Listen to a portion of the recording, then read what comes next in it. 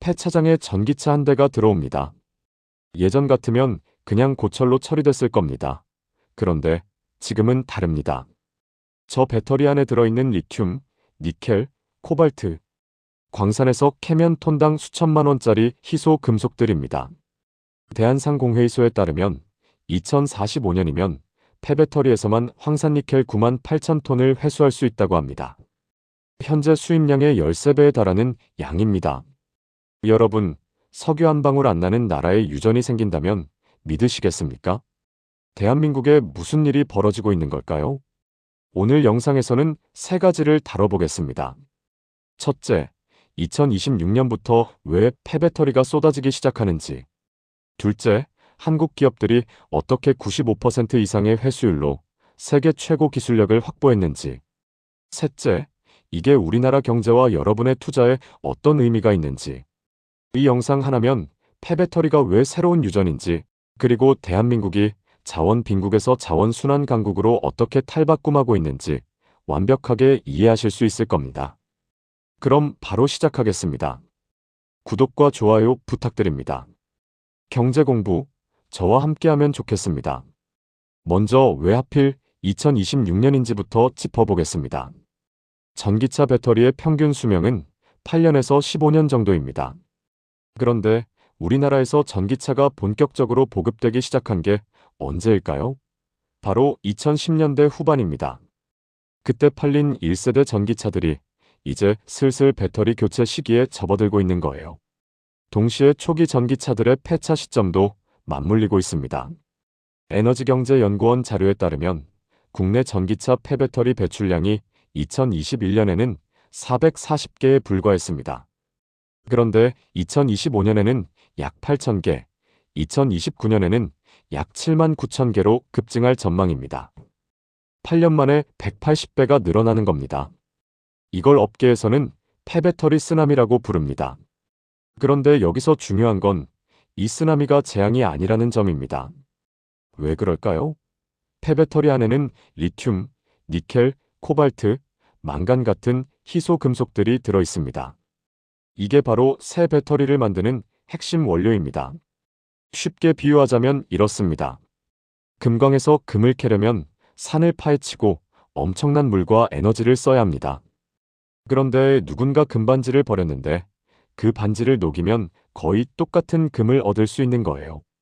폐배터리가 바로 그 버려진 금반지인 셈이죠. 이걸 도시 광산이라고 부릅니다. 도시에서 나오는 폐기물 속에 광산만큼의 자원이 숨어 있다는 뜻이에요. SNE 리서치에 따르면 글로벌 폐배터리 재활용 시장 규모가 2030년에 약 60조 원을 넘어설 전망입니다. 2040년에는 200조 원 규모까지 성장할 거라는 분석도 있어요. 그렇다면 이 거대한 시장에서 대한민국은 어떤 위치에 있을까요? 결론부터 말씀드리면 세계 최정 상급입니다. 한국 배터리 재활용 기업들은 리튬, 니켈, 코발트 등 핵심 광물을 95% 이상의 회수율로 추출할 수 있는 기술력을 보유하고 있습니다. 외교부 공식 발표에서도 확인된 수치입니다. 이게 얼마나 대단한 건지 설명드릴게요. 배터리 제조원가에서 양극재가 차지하는 비중이 약 40%입니다. 양극재의 핵심 성분이 바로 리튬, 니켈, 코발트거든요.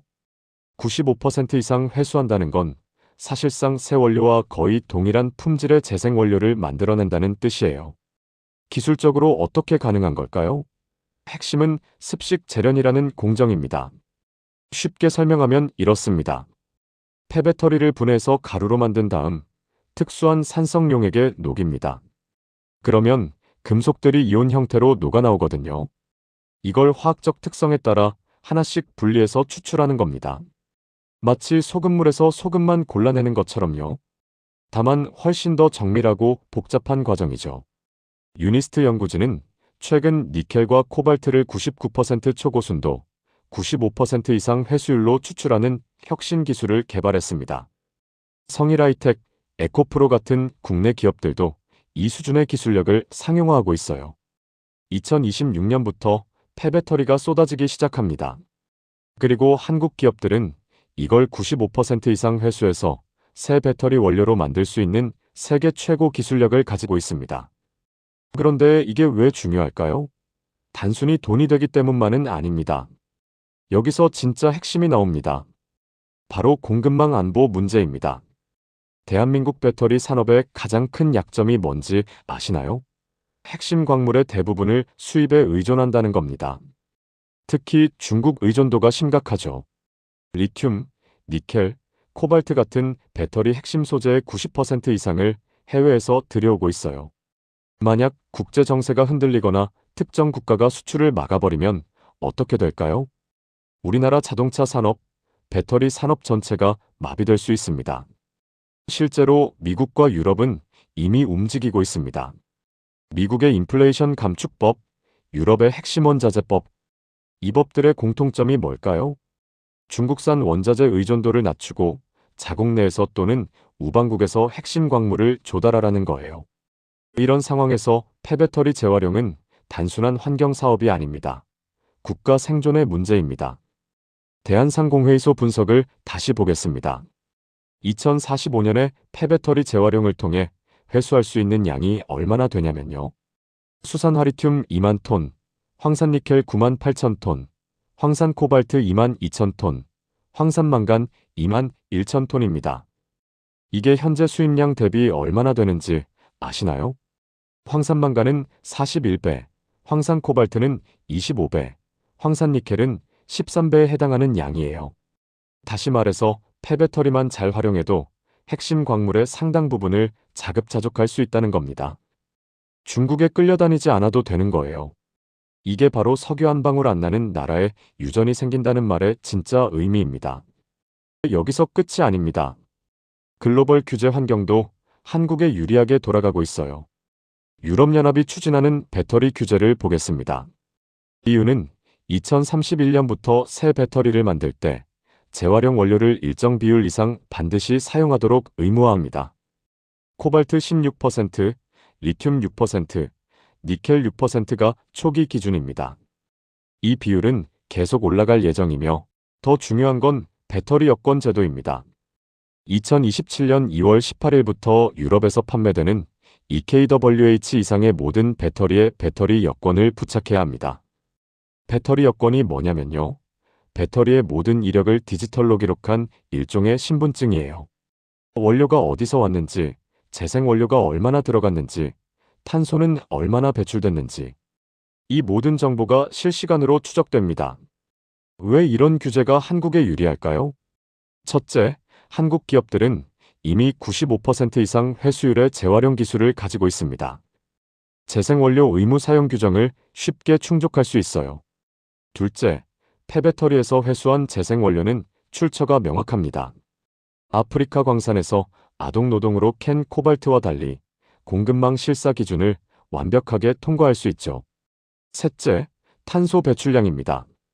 광산에서 원료를 캘 때보다 폐배터리에서 회수할 때 탄소 배출이 현저히 낮거든요. EU의 탄소 발자국 규제에서 절대적으로 유리한 위치를 선점할 수 있습니다. 이런 흐름은 역사적으로도 비슷한 사례가 있습니다. 1970년대 석유 파동 기억하시나요? 중동 산유국들이 석유 수출을 제한하자 전 세계 경제가 휘청거렸죠. 그때 에너지 자립의 중요성을 깨달은 나라들이 원자력과 신재생에너지에 투자하기 시작했습니다. 지금 배터리 원자재 시장에서도 비슷한 일이 벌어지고 있습니다. 자원 민족주의가 강화되고 있고 공급망 안보가 국가 경쟁력의 핵심이 되고 있습니다. 차이점이 있다면 이번에는 한국이 기술력으로 주도권을 잡을 수 있는 위치에 있다는 거예요. 물론 과제도 있습니다. 첫째, 수익성 문제입니다. 국제광물 가격이 떨어지면 재활용 공정 비용이 천연 채굴 비용보다 비싸질 수 있습니다. 하지만 2026년부터 물량이 대량으로 공급되면 규모의 경제가 달성되고 단위당 비용이 낮아질 전망입니다. 둘째, 안전 문제입니다. 폐배터리는 고전압이라 화재나 폭발 위험이 있습니다. 수거와 운송 과정에서의 안전 표준을 더 강화해야 합니다.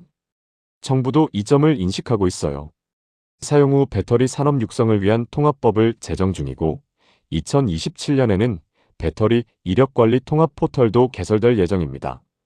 정리해 보겠습니다. 2026년부터 1세대 전기차 폐배터리가 본격적으로 쏟아지기 시작합니다. 이건 재앙이 아니라 기회입니다. 한국 기업들은 95% 이상의 회수율로 세계 최고의 재활용 기술력을 보유하고 있습니다. 2045년이면 폐배터리만으로 황산니켈 수입량의 13배, 황산 코발트 수입량의 25배를 자급할 수 있습니다. EU의 배터리 여권 제도와 재생원료 의무화는 한국 기업들에게 절대적으로 유리한 규제 환경을 만들어주고 있습니다. 석유 한 방울 안 나는 나라. 이 말은 더 이상 약점이 아닙니다. 폐배터리라는 새로운 유전이 열리고 있고 대한민국은 이 도시광산의 최강자가 될 준비를 마쳤습니다. 여러분은 폐배터리 산업의 성장에 대해 어떻게 생각하시나요? 관련 기업에 투자하고 계시거나 관심을 가지고 계신다면 댓글로 의견 공유해 주시면 감사하겠습니다. 오늘 영상은 여기까지입니다. 긴 영상 시청해 주셔서 감사합니다. 구독과 좋아요 한 번씩만 눌러주시면 정말 크나큰 도움이 됩니다.